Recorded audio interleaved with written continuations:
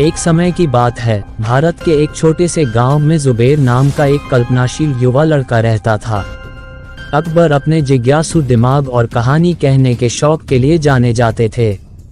हर दिन स्कूल के बाद वह अपने गांव के सभी बच्चों को एक बड़े बरगद के पेड़ के नीचे इकट्ठा करते थे और उन्हें करामाती कहानियों और नैतिक पाठों की दुनिया में ले जाते थे।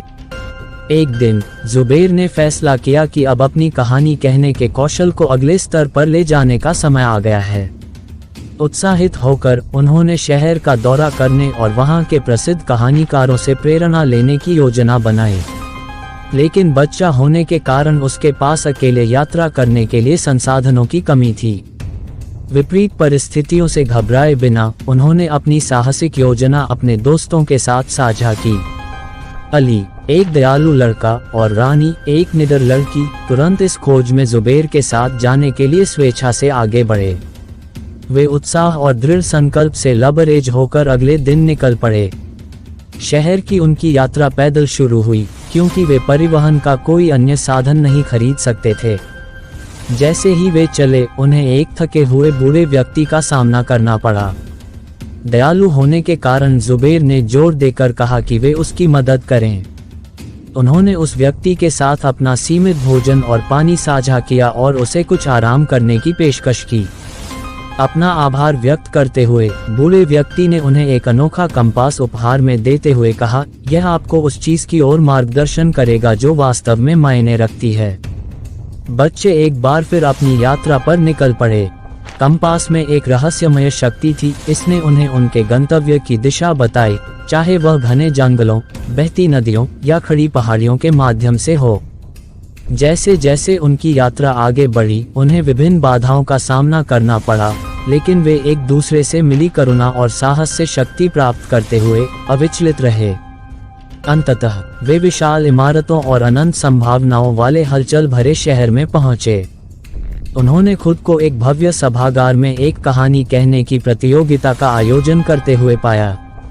बिना एक पल भी बर्बाद किए उन्होंने इस कार्यक्रम के लिए अपना पंजीकरण करा लिया।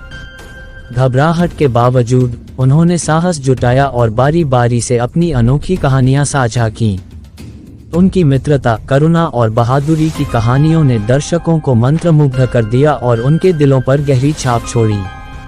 उनकी बातों का श्रोताओं पर गहरा प्रभाव देखकर जज मंत्रमुग्ध हो गए और उन्हें प्रथम पुरस्कार से सम्मानित किया। जुबैर अली और रानी वीर बनकर अपने गांव लौट आए। उनकी जीत की खबर जंगल की आग की तरह फैल गई और बरगद के पेड़ के नीचे उनका कहानी सत्र गांव में सबसे प्रतीक्षित घटना बन गया। उनकी यात्रा से प्रेरित होकर कई बच्चों ने अपनी रचनात्मक प्रतिभा और सपनों की खोज की। कहानी का नैतिक, इससे कोई फर्क नहीं पड़ता कि आपकी शुरुआत कितनी विनम्र है या यात्रा कितनी कठिन है, एक टीम के भीतर प्यार, करुणा और एकता किसी भी बाधा को दूर कर सकती है। सपने जब एक साथ पाले जाते हैं तो न केवल हमारा बल्कि हमारे आसपास के लोगों का भी उत्थान करने की शक्ति रखते हैं। तो प्रिय पाठकों, याद रखें कि आपके सपने कभी भी पहुंच से बाहर नहीं होते हैं। आपको बस कल्पना की चिंगारी, पहला कदम उठाने का साहस और एक दूसरे का समर्थन करने और उत्थान करने की इच्छा की आवश्यकता है। यात्रा लंबी और चुनौतीपूर्ण हो सकती है, लेकिन प्यार और दृढ़ संकल्प से आप अपने सपनों को खूबसूरत हकीकत में बदल सकते हैं। थैंक यू, धन्यवाद।